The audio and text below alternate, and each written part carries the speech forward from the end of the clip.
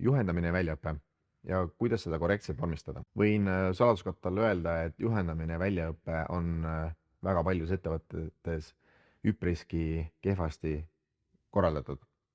Me just näeme seda läbi enda läbiviidud auditite.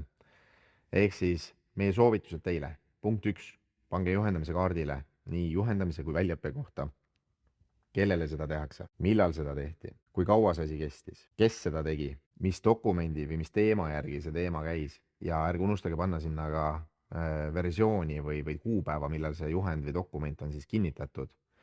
Nii juhendatava kui juhendaja allkirjad ja ärge pange seda niimoodi, et üks leht, üks allkiri, vaid iga rida omaette allkiri, kas digitaalne või füüsiline, ise teate.